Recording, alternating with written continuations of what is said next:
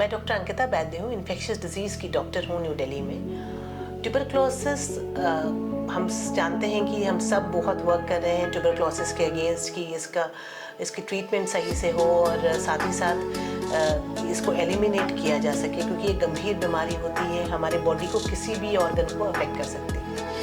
आजकल मैं देख रही हूँ स्पेशली कोविड एरा के बाद कि काफ़ी लोग स्पाइनल ट्यूबरक्लोसिस से भी जूझ रहे हैं। स्पाइनल ट्यूबरक्लोसिस का ये मतलब है कि जो हमारी रीढ़ की हड्डी है उसमें टीबी के बैक्टीरिया का एस्टैब्लिश होना, उसको इन्फेक्ट करना, वहाँ पर पस पड़ जाता है और वो काफ़ी पेनफुल होता है। पता कैसे चले? कभी कभी कुछ लोग आते हैं मेरे पास जो क्रॉनिक बैक पेन है, कमर में बहुत दर्द है और पता नहीं कि कुछ कारणों से पेन किलर्स खा रहे होते हैं और काफ़ी दिनों से स्क्रीन नहीं कराते। तो इसमें मैं कहूँगी कि अगर किसी को क्रॉनिक बैक पेन है, क्योंकि ये पहला सिम्टम होता है आपका, अगर किसी को रीढ़ की हड्डी का ट्यूबरक्लोसिस है तो क्रॉनिक बैक पेन अगर चल रहा है तो ज़रूर स्क्रीन कराएं, डॉक्टर से मिलें, चेक कराएं। कभी कभी एक्सरे में भी कैच हो जाता है, अगर नहीं होता है तो हमें हायर इन्वेस्टिगेशन CTI MRI कराना पड़ता है, जिससे हम चेक कर पाएँ कि उसका कुछ ऐसा इन्फेक्टिव पैथोलॉजी है क्या। कुछ केसेस तो ट्यूबरक्लोसिस के निकलते हैं, कुछ केसेस ऐसे भी होते हैं जो नॉन TB होते हैं। तो जब तक आपको पता नहीं चलेगा, आप उसको स्क्रीन नहीं कराएंगे, आप इसके बारे में नहीं जान पाएंगे कि ये किस कारण से back pain.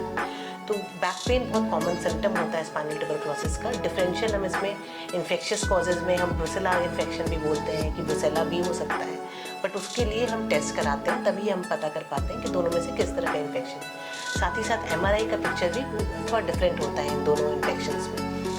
Non infectious causes भी होते हैं क्रॉनिक बैक पेन के, जो ज़्यादा कॉमन होते हैं, बट हाँ जिसकी ट्रीटमेंट लाइन अलग होती है, TB की ट्रीटमेंट लाइन अलग होती है, ब्रुसेला की ट्रीटमेंट लाइन अलग होती है। तो इसीलिए ये ज़रूरी है प्रॉपर डायग्नोस होना कि आपको जो बैक पेन है वो किस कारण से है। जो ट्यूबरक्लोसिस का ट्रीटमेंट है, अगर कंफर्म होता है कि TB है, जो हम यूजुअली बायोप्सी या सैम्पलिंग से करते हैं, कभी पॉसिबल होता है कि बायोप्सी नहीं हो पाती है, तो उस कंडीशन में जब हम पेनिक देते हैं तो ट्रीटमेंट रिस्पॉन्स पे देखते हैं कि क्या है, किस तरह का है ये ट्यूबरक्लोसिस का रिस्पॉन्स। सो इस तरह से हम मूव फॉरवर्ड करते हैं जब हमें स्पाइनल ट्यूबरक्लोसिस की बात करते हैं। ड्यूरेशन लंबा चलता है।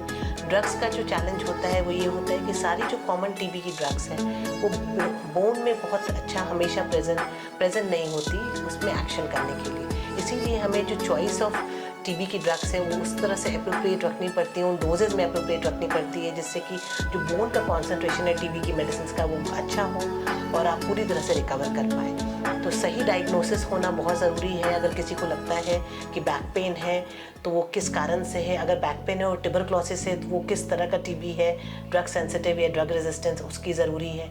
और उसमें भी सही ड्रग्स सही डोज में और सही ड्यूरेशन के लिए जाना बहुत ज़रूरी है, ताकि आप पूरी तरह से रिकवर कर पाएँ। तो इस नोट के साथ मैं कहूँगी कि आप ज़रूर अपना ध्यान रखें और सही डायग्नोसिस के लिए बहुत ज़रूरी है कि आप सही स्पेशलिस्ट से मिलें। With this note, stay safe and stay healthy. Thank you.